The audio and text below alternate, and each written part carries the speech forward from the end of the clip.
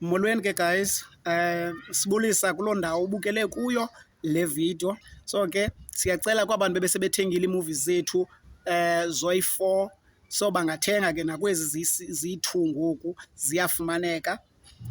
So wena mntu ungekathengi ke ii-movies zethu okanye wena mntu uqalayo uyiva uba sinee-movies esizithengisayo, Ya, zikhona ii-movies zi-6 sizithengisa ngoWhatsApp, zifumaneka noba undawoni.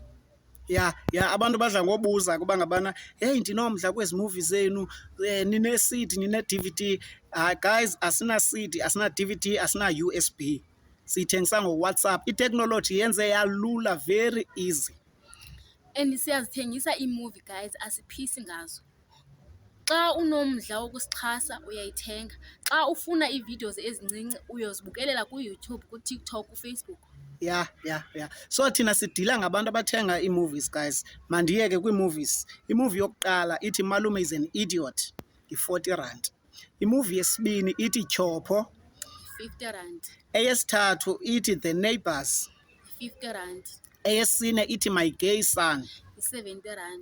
Kodwa ke ezi movies ziyi-4 xa uzithenga zoyi-4 ngexesha elinye sikuwenzela i-discount iba yi-R160. R60. Ya. Kubekho ezi zisecaleni ke sithetha ngazo zimbini zintsha. Ya, so enye ithi It Will End. Yes, yona yi-R70. Eyesibini ithi Molo Makhelwane, yona R100. Ya. So ke siyacela ke guys uba ubungekathengi nenye imovie yethu usixhase ngokuthi uthenge ii-movies zethu. Ya. Asiyonto ngaphandle kwenu guys, siyabulela kwaba sebesixhasile kwande apho bathatha khona. Ukwenzeni nje ke guys senza kanje ke because sifuna i-support yenu, uyaqonda? So yiyona ndlela ke siphanda ngayo le, siyaphanda, kuthiwa phanda Mzantsi.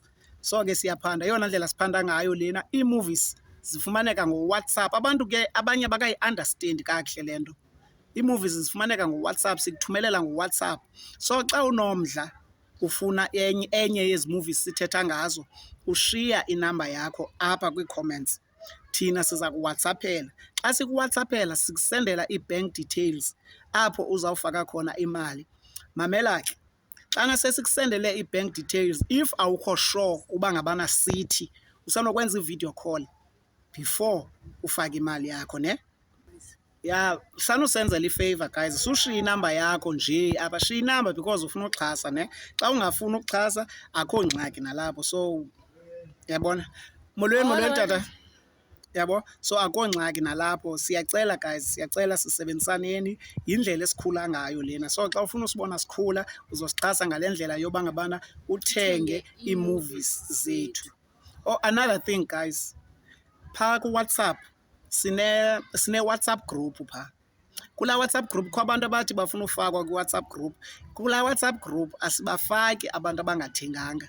Noba uthenge enye imovie siyakufaka kuWhatsApp group, but xa ungathenganga at all awungeni kulaa WhatsApp group, ne? So ndicela abantu bayi-understande loo nto leyo. Xa ungathenganga at all awungeni kulaa WhatsApp group. Sisenza le video ke because sicela i-support yenu. Siyayazi uba ngabana niyasithanda. Abantu abanintsi abayazi uba ngabana sinee-movies. Abantu babukela nje ii-content bengayazi uba sinee-movies. Sicela i-support yenu nje because asikwazi, asifumani nto ngezinto yoba simane sisenza ii-videos, simane sizifaka kwezi ndawo, akho nto siyifumanayo. So ke ngosifumana ngosike sicela ifavor apha kuni. Yabona guys, please Nithenge ii-movies zethu. Enye Wethu. Enye into efanele siyicacise wena Busi, mhlawumbi abantu abangayi-understandi okanye abangayaziyo, ne? Zinintsi ii-content creator guys, zinintsi. Uyayazi xa ungena kuTikTok ubukela abantu abayi-100, yabona, benza ii-content ezohlukeneyo, ne? But umahluko wethu nabanye abantu abenza ii-content uyi-one, ngokuba ngabana thina sizii-film producers, ne? Senza iifilimu umthetho wethu. Senza iifilimu, asenzi content because sifuna u-entertaina nje kuphela, uyabo? Senza ii-films. So iphupha lethu ke lelokuba ngabana iifilimu zethu zidlale phaa koMzantsi Magic, koobani. Sibhizi loo nto ke, sehla sinyuka, sizama, sinkqonkqoza loo nto. So ngokuthenga kwakho ii-movies, loo nto isinika amandla uba ngabana masikwazi ukwenza ifilimu esemgangathweni. njengalesi Bhiziyo, because khona ifilimu esibhiziyo ethi imali yazenza izinto, yabo. So la filimu kuze iphumelele ixhomekeke kuwe ngokuthi uthenge ii-movies zethu. Niyambona ubuzi mhle kodwa buzi umhle mani, yazibo umhle ushota nje ngemali, yabona. Xa unoba nemali hayi kodwa ndithetha nje inyani ke buzi shem, xa unoba nemali hayi. Yazi bakhona abantu umbone uba lo ngeza bemhle noba ngaba nemali lo, uyibona umjongo uqonda.